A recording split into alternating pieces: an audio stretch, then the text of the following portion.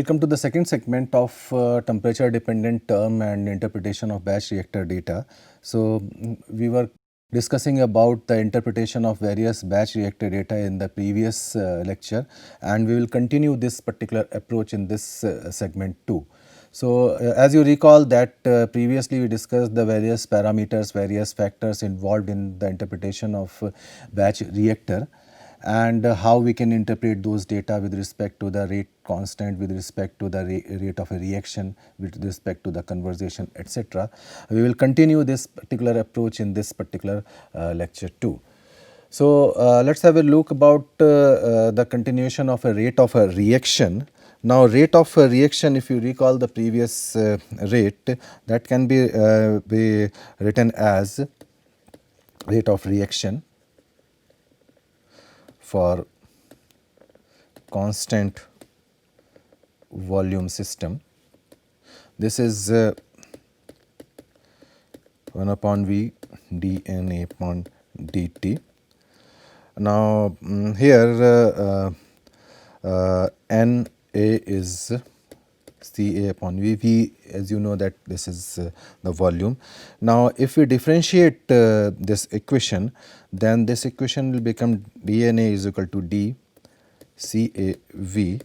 Now, from the rate equation,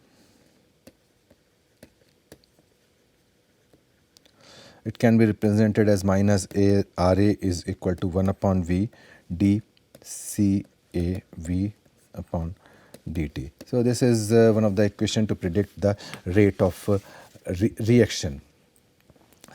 Now, if we differentiate this equation with respect to other aspect, then the things may become more and more complicated. So, if then in that case we can write this equation 1 upon V dCA dt plus CA dV. Now, as we assume that this is a constant volume system, so in that case dV upon dt would become to 0, and then this equation will be represented as minus RA is equal to 1 upon V dCA dt, and this is A upon dt. Now, this is valid for constant volume system.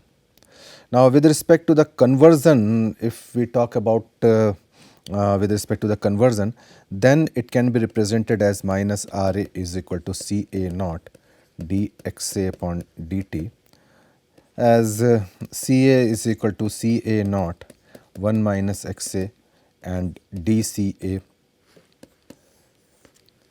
is equal to CA naught. CA naught is the initial concentration of A, is equal to dXA upon dt. So, we can utilize this particular thing to give you the desired result. Now, let us have a look about the kinetic equation for irreversible unimolecular different order reaction. So, there are, as you know, that there are various type of orders of the reaction. So, let us have a look about the first order reaction. Now, suppose the first order reaction with the reactant A is get converted into the product P. As per this equation, A is converted to P. The rate constant K and the initial concentration of reactant A is Ca naught, and the concentration of the reactant say after time t is represented as Ca. So, the chemical first order reaction can be represented as minus Ra is equal to minus dCA upon dt is equal to Kca. So, this is the first order reaction. Now, on rearranging and integrating this equation with initial concentration Ca naught at the time t is equal to 0 and the concentration Ca at time t, we can get this equation like this: integration from Ca naught, that is the initial concentration of reactant A, to Ca dCA upon Ca is equal to 0 to t k dt. Now, here the ln Ca naught upon Ca, upon simplification it become like this, or Ca is equal to Ca naught e to the power minus kt. This is the required kinetic equation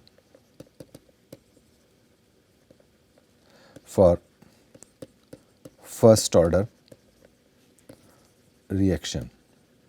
So, this equation is a common equation and it is a very useful equation for determining the efficacy of any reaction under the head of first order reaction mechanism. So, let us move to the other aspect, that is how we can interpret all these kind of batch reactor data. That is, here you see that we have represented the two graphs of variation of the reactant concentration with the time.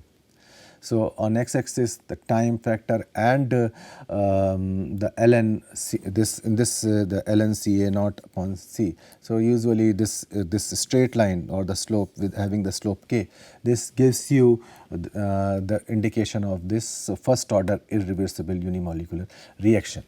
Now, in terms of conversion of rate of reaction with first order irreversible and unimolecular reaction, this can be written as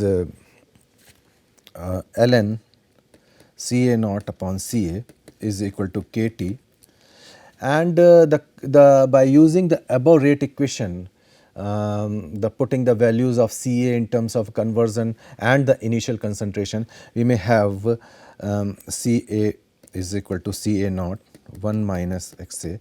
So, if we utilize these two equations, then we will have ln Ca naught upon Ca naught 1 minus Xa, or minus ln 1 minus Xa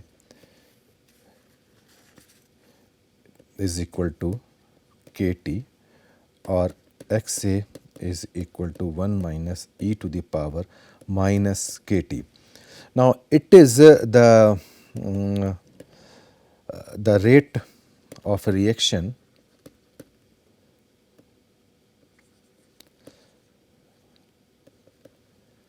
in terms of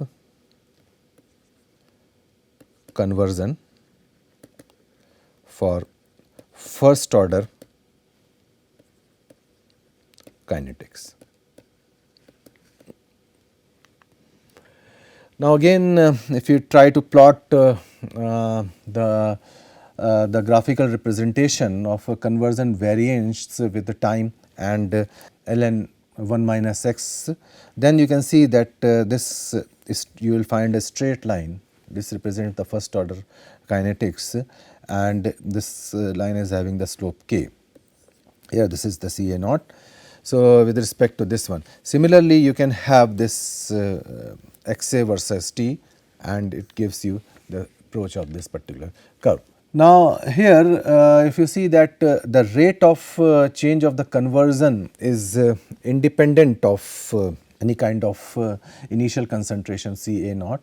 This particular approach is quite useful. Now, if time required to achieve the full conversion, say Xa naught is equal to 1, so we can represent this this equation like, now the rate of change of conversion with respect to time, that is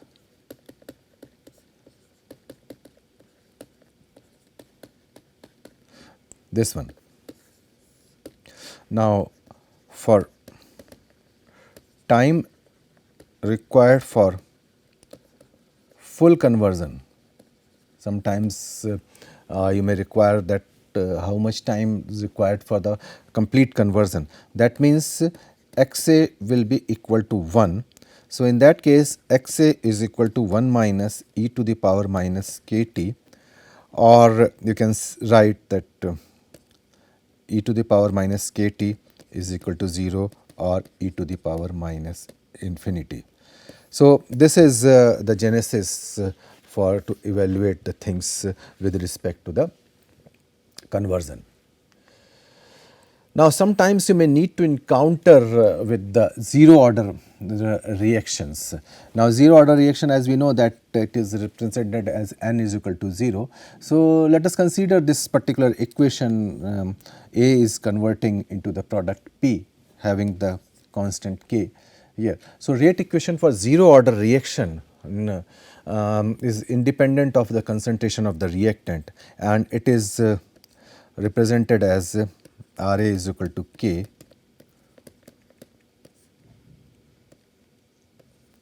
dt. So it's very small type of thing which is attributed to this one. Now if we rearrange and integrate this equation which we have written previously, that is Ra is equal to K is equal to dCA minus dt. So if we try to rearrange and integrate this equation, it will become Ca naught Ca dCA is equal to 0 to t, time from initial to time t, K dt, or it is Ca naught minus Ca is equal to Kt, or Ca is equal to Ca naught minus Kt. Now if we try to write this equation with respect to the terms of conversion, so we can write this equation like Ca naught minus Ca naught 1 minus Xa is equal to Kt, or Ca naught Xa is equal to Kt. So we can write like this. Now again it is quite obvious that we are having this set of data, and we need to put a graph of variation of a reactant concentration and Ca and the conversion of say Xa both here and there with respect to time for zero order reaction. And you see that here the reaction starts at this t is equal to 0, and it gives you the straight line. This is the slope, and a slope is represented as K upon Ca naught. So this is again a very important thing, that whenever you got a set of a data, then you need to find out that what is the order of your reaction. Now sometimes the rate of change of conversion with respect to time is given by this particular equation, equation dxa upon dt is equal to K upon Ca naught. This is with respect to the time. Now for full conversion, again Xa is equal to 0, and the kinetic equation will become Ca naught Xa is equal to Kt, or we can write this for Xa is equal to 1, Ca naught is equal to Kt, and this T is equal to Ca naught upon K. So this is the equation for respect to the time. Now there are various conditions attributed to the kinetics of zero order, that is Ca naught minus Ca is equal to Kt if for T is less than Ca naught upon K. That please refer to the graph, this graph which we discussed in due course of time. And sometimes Ca naught is equal to 0 for T is greater than equal to Ca naught upon K, as the concentration of the reactant can't be negative. This is a very important thing. The concentration of the reactant can't be negative. That means the reactant try to eat each other. That is practically not possible, or practically not feasible at all for any kind of a reaction. Now in this particular chapter we discussed the interpretation of various concentration versus conversion versus time data, and we try to find out that how we can interpret all those things for the real time reaction and this particular information is extremely useful for designing of a reactor, which is especially useful for the polymerization reaction. And as we discussed that this type of approach and this type of the consideration of various parameters are extremely sensitive for the designing of any reactor. So, the careful consideration is always required for taking these experimental data in due course of time. Now, in case if you wish to have further study of this particular segment, you can look into this these references which are enlisted in this particular slide, and by this way we are summing up this particular reactor design concept, and thank you very much for your consideration.